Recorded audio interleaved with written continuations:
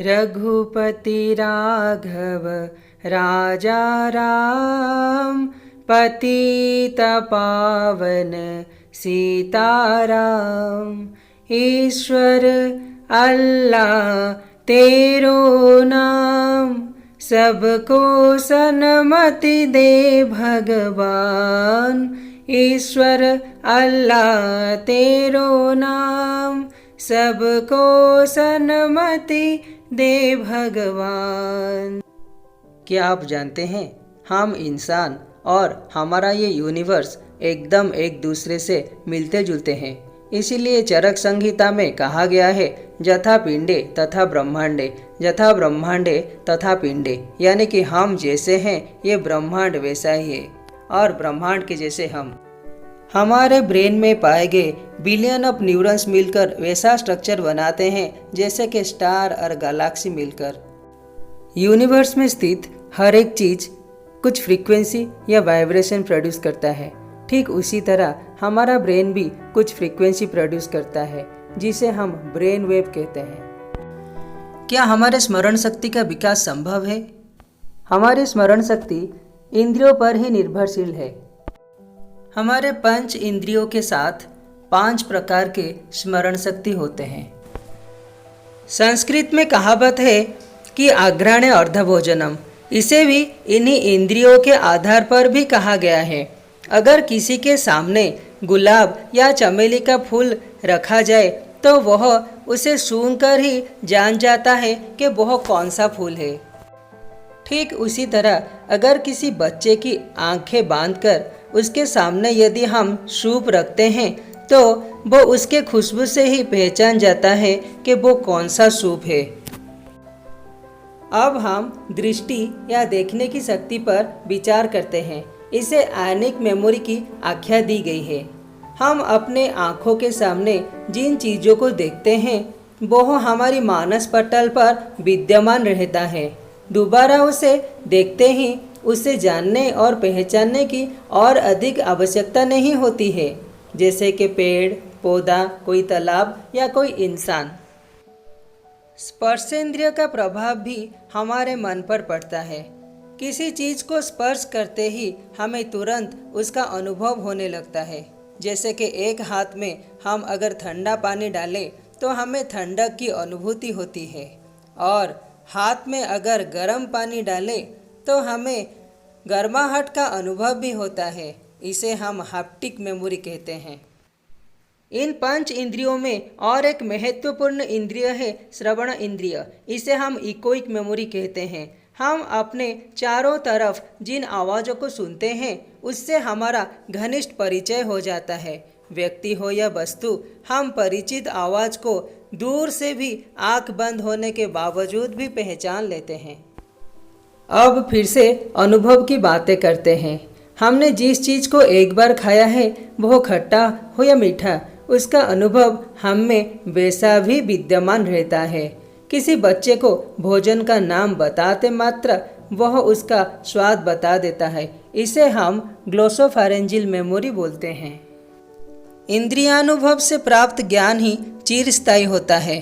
अब तक हमने जान लिया कि विभिन्न इंद्रियों के माध्यम से हम अपने अनुभव और स्मरण शक्ति को बढ़ा सकते हैं।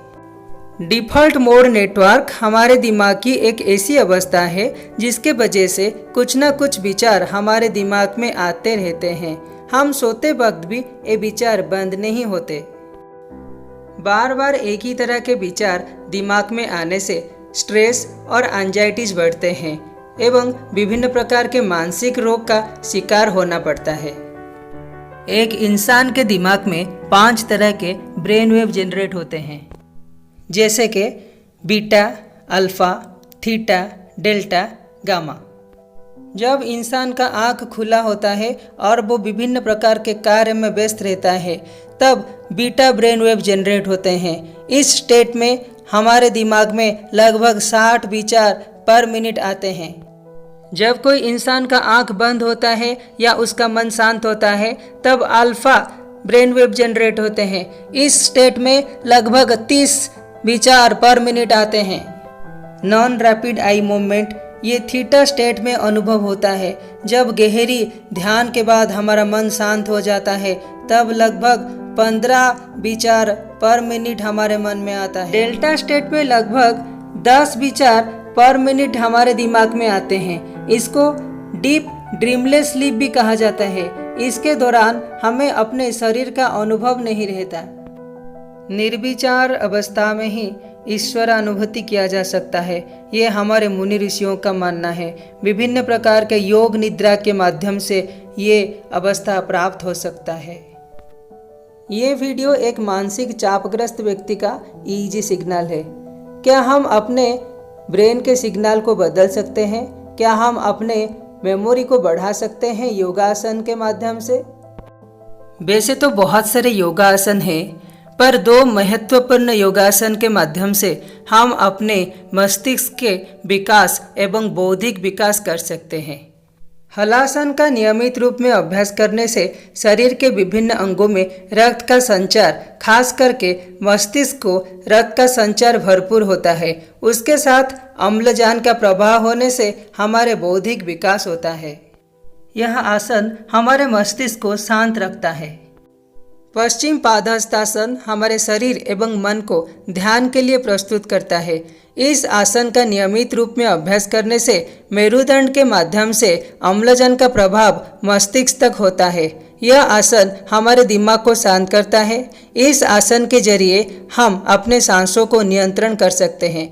Breath control is self control. ध्यान के माध्यम से हम अपना बौद्धिक विकास कर सकते हैं। बोतल में पानी के साथ मिली हुई चीज़ें जब बोतल को हॉरिजॉन्टल करते हैं तो वो ऊपर की ओर चढ़ने लगती है। ठीक उसी तरह जब हम अपना स्पाइनल कॉर्ड को सीधा करके बैठते हैं और एक लंबा गहरा सांस लेकर घुटने पर झुककर अपने मस्तिष्क को नीचे लगाते हैं, तब मूलाधार में स्थित सारी शक्तियां धीरे धीरे स्पाइनल कॉर्ड देकर सहस्रार चक्र में आने लगती हैं। इस प्रक्रिया से हमारा ब्रेन के पिनियल ग्लैंड से एक पावरफुल केमिकल DMT का उत्पन्न होता है जो हमारा बौद्धिक विकास करता है। हमारे सांसों का मस्तिष्क के साथ गहरा रिश्ता होता है। जब हम अपने सांसों के ऊपर ध्यान देते हैं तो वो अपने आप ही नियंत्रित हो जाते हैं। सांसों का नियंत्रण मस्तिष्क को शांत करता है और मस्तिष्क शांत होने से बौद्धिक विकास होता है। साउंड ऑफ मेडिटेशन विश्रवणा ध्यान। अपने उंगली से अपने कानों को बंद करके बाहर के आवाज को ना सुनकर अपने अंदर के अनाहत नाद को सुनने का प्रयास। श्रीमद् भगवद गीता के 5th अध्याय के 27 नंबर श्लोक में इसका व्याख्या किया गया है। स्पर्शन कृत्वा बहिर्बाह्य चक्षुश्चैवंतरे भ्रुवो प्राणपान समकृत्वा नासाभ्यंतर चारिणो। इससे हमारे बौद्धिक विकास होता है। एक स्वस्थ शरीर ही स्वस्थ मस्तिष्क एवं मन को गठित करता है। कराटे के अभ्यास के समय हर कौशल के साथ कुछ काउंटिंग गिनती सिखाया जाता है। वह रूल को याद कर कौशल की अभ्यास करने से मस्तिष्क का विकास होता है। कराटे के अभ्यास से हमारा सचेतनशीलता यानी अटेंशन बढ़ने के साथ साथ शरीर एवं मन को नियंत्रित करने की क्षमता भी बढ़ती है। चित्रांकन से हमारा दिमाग तेज होने के साथ साथ बौद्धिक विकास भी होता है। जब भी हम कोई नया काम करते हैं हमारे मस्तिष्क के अंदर नया न्यूरॉन पैदा होते हैं। इसीलिए कभी कभी हमें बाएं हाथ से भी दांत साफ करना चाहिए। भगवान श्री गणेश जी को अर्पित किए जाने वाले राशि लड्डू के पीछे भी एक रहस्य छुपा हुआ है। राशि खाने से बौद्धिक विकास होता है, पर सिर्फ गुड़ से बना हुआ राशि लड्डू ही खाना चाहिए। आजकल ज्यादातर बच्चों की एक ही समस्या है, तो आइए सुनते हैं। सब बोलते हैं कि पढ़ाई करो पढ़ाई करो पढ़ाई करो, पर पढ़ाई में मन कैसे लगेगा वो नहीं बोलते हैं। मन तो यूट्यूब में और व्हाट्सएप में लग जाता है, तो पढ़ाई में कैसे मन लगेगा। व्हाट्सएप या यूट्यूब बुरी बात नहीं है। हमारा मन भी मोबाइल की तरह एक गैजेट है।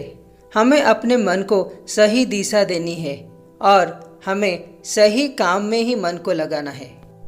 हर नकारात्मक विचार का प्रभाव हमारे मस्तिष्क के ऊपर पड़ता है। हमारा मस्तिष्क ही सोचने विचारने का केंद्र है। जब हम गुस्सा करते हैं हमारे मस्तिष्क के अमिगडाला नामक क्षेत्र से एड्रेनालिन हार्मोन क्षरण होता है, जो कि हमें फाइट एंड फ्लाइट यानी कि मारने मरने की स्थिति में पहुंचा देती है। हर नेगेटिव थॉट हमारे मस्तिष्क के बौद्धिक विकास के लिए प्रतिबंधक है, चाहे वो नेगेटिव थॉट किसी व्यक्ति या वस्तु के लिए हो। Positive thinking is the gateway to enhance memory. Shrimad Bhagavad Gita षोडशोऽध्यायः। अहंकारं बलं दर्पं कामं क्रोधं च संश्रिता मामात्मा परदेहेषु प्रद्विषन्तुभ्यसूयका। वे अहंकार, बल, घमंड, कामना और क्रोधादि के परायण हुए एवं दूसरों की निंदा करने वाले पुरुष अपने और दूसरों के शरीर में स्थित मुझ अंतर्यामी से द्वेष करने वाले हैं। Togetherly, we have to eradicate fault-finding nature. दोष दर्शन कर version. Attitude and gratitude make a big difference in life. Music boosts our brain.